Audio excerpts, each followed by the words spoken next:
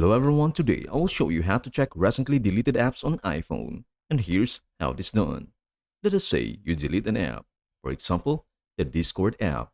You tap and hold select remove app and then confirm delete app. Now, even though the app is gone from your phone, the App Store keeps a record that you downloaded it. Here's how to find it. Open the App Store. Tap on your profile icon at the top right.